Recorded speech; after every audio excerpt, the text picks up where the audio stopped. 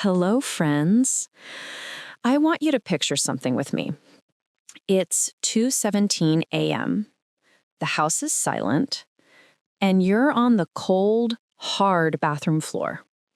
You're not hurt, not really. You just slipped getting out of the shower. And for a moment, just a moment, you can't get up.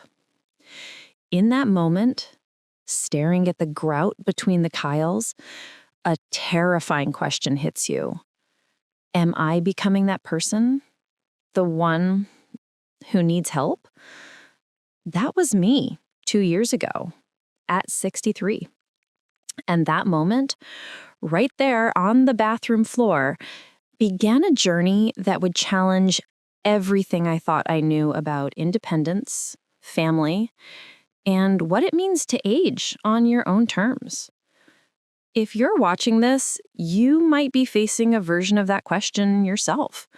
Maybe you're 60, 65, 70, or maybe you're watching for someone you love. Either way, let's walk through this together. For the next minutes, I'm going to tell you my story. It's messy, emotional, and brutally honest. This isn't just about me. I think it might be about you too.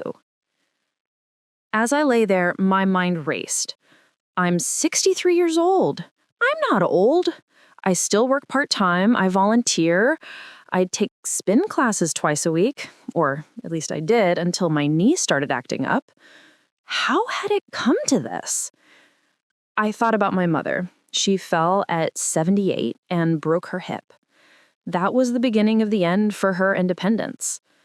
But I'm not 78. I'm nowhere near that. I'm just 63. Still vital. Still me. I didn't call anyone that night. Not my daughter Jennifer, not my son Michael in Portland, not my neighbor Carol, who's always offering to help. Pride runs deep and silent, doesn't it? Has pride ever kept you silent, even when you needed help? A week later, my daughter Jennifer came over for Sunday brunch, our little tradition. But something was different. She kept glancing at the stairs, at the bathtub, at the unopened mail piling up on the kitchen counter. "Mom," she said finally, setting down her coffee, "Tom and I have been talking. You're in this big house all by yourself. The yard is getting out of hand. We're worried. We have that finished basement. We could turn it into a suite for you. Emma's off to college next year anyway. You could see your granddaughter every day. It makes sense." My chest tightened. I'm 65 years old. I've been divorced for 12 years. I rebuilt my entire life after my marriage ended. I learned to be alone. I learned to like being alone. And now my daughter, my beautiful, well-meaning daughter, was asking me to give that up. Have you had this conversation? That offer wrapped in so much love, it feels like a weight pressing on your chest? Here's the thing they don't tell you about being 65 in America. You're caught between two worlds. You're not young anymore. Your knees remind you, your back reminds you, your friends' health scares remind you. But you're not old either. You might have another 20, 30 years ahead of you. Good years, active years. I looked around my home, the townhouse I bought after my divorce, the garden I planted, the home office where I still do freelance graphic design. This was my space, my independence, my proof that I could start over and thrive. But then came the guilt. The voice in my head whispered, "You should be grateful. Jennifer has a busy career. Emma needs her. Who are you to be a burden? This is what families do." What's the should haunting you right now? Is it, I should accept help gracefully? Is it, I should downsize? Is it, I should be closer to family? I told Jennifer I needed time to think. And then I did something that felt both empowering and terrifying. I started researching my options. Not nursing homes. God, no. I'm 65, not 85. But what's out there for someone like me? Someone who's active, independent, but realistic about the future. That's when I discovered the world of 55 communities, active adult communities, and what they're now calling lifestyle-focused senior living. Places designed for people who aren't ready to slow down, but want the safety net of support if they need it. I felt like I was planning my own irrelevance. Does that make sense? Like by even looking at these places, I was admitting defeat? I drove to Willow Creek Active Living Community on a Tuesday morning. I told no one. I wore sunglasses like I was doing something shameful. But when I walked in, I was stunned. This wasn't my grandmother's retirement home. The lobby looked like a boutique hotel. There was a fitness center, a real one, with a pool and yoga studio, a woodworking shop, an art studio, a cafe serving decent coffee and fresh pastries. And the people. Women my age, maybe a bit older, sitting in the courtyard with laptops, a book club meeting in the library, 2 women in tennis whites heading out to the courts, laughing about something. What's the image in your head when you hear senior living or 55 communities? Is it outdated? Because mine was, and it was completely wrong. I met a woman named Patricia. She was 67, a retired attorney, sharp as a tack. She grabbed my arm during the tour and said, "Honey, I moved here last year. Best decision I ever made. My daughter visits every Sunday, and when she leaves, I don't feel guilty. I have my own life." Do you know how rare that is? That hit me hard. Type the first word that comes to mind when you think about senior living or 55 communities. Let's bust some myths together. Let's talk money, because nobody else will. I sat down with my financial advisor, my stomach in knots. I'm on a decent pension from my 30 years in public education. I have Social Security kicking in. I have some savings, not millions, but enough if I'm smart. Willow Creek wasn't cheap, but then we did the math. The cost of maintaining my townhouse, property taxes, utilities, lawn care, repairs, home insurance, the hidden costs of isolation, driving everywhere, the risk of a fall with no one around, and the eventual need for in-home care. And then the emotional costs. If I moved in with Jennifer, what would I lose?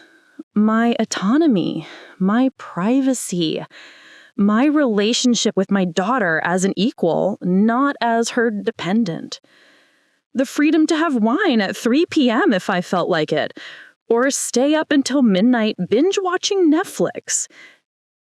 Have you done the real math, not just financial, but emotional? Telling Jennifer was brutal. I practiced for a week. I wrote it down. I rehearsed in the car. "Jennifer," I said, my voice shaking, "I love you more than life itself. Your offer means everything to me. And because I love you, and because I love me, I need to be honest. I'm 65. I'm not ready to be someone's responsibility. I need to preserve our relationship. I need to preserve myself while I still can. I found a community where I can be independent, safe, and social, where we can be mother and daughter when you visit, not caregiver and patient. Not yet. Maybe not ever if I'm lucky." She cried. I cried.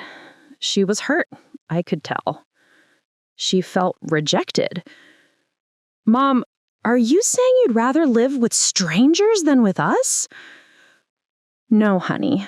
I'm saying I'd rather live with myself and visit you as your mom, not move in and slowly disappear into being the old lady in the basement." if you had to have that conversation, what would you said?